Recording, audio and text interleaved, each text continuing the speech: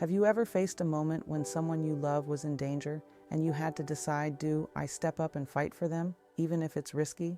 Should we always be good Christian, biblical peacemakers? What does it really mean to fight for family? Here's the story. In Genesis chapter 14, Abram's nephew Lot was captured during a fierce war between powerful kings. When Abram heard the news, he didn't hesitate.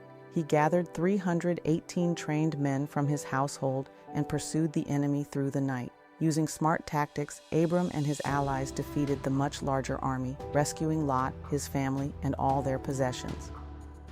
When Abram returned, he was met by Melchizedek, king and priest, who blessed him. Abram refused the king of Sodom's offer of spoils, showing his trust in God's provision rather than earthly wealth.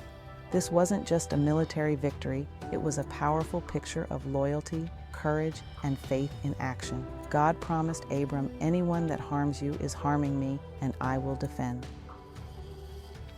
God's sovereignty is clear. He gave Abram the courage and strategy to rescue Lot. This story reflects God's protective love, showing how he empowers those who act with faith and loyalty. Abram's refusal of the spoils reminds us to trust God's blessings, not worldly gain, no matter how enticing the offer of power, fame, and fortune are. They all come with a price tag none of us can afford to pay. Psalm 6 was written by King David, but it echoes the courage that Abram needed back then and the faith we still need today.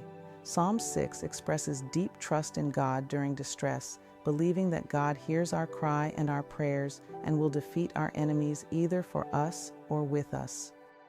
So, should you choose peace or fight for your family? The answer is, it's always going to be on a case-by-case basis. We should always be completely dependent on and led by God.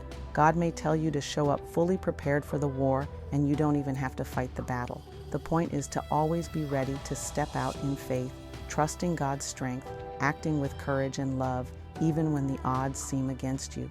Even if you're completely outnumbered with God, all things are possible. If God tells you to fight, you will always win. Lord, give me courage to fight for those I love. Help me trust your strength and follow your lead, no matter the odds. Amen.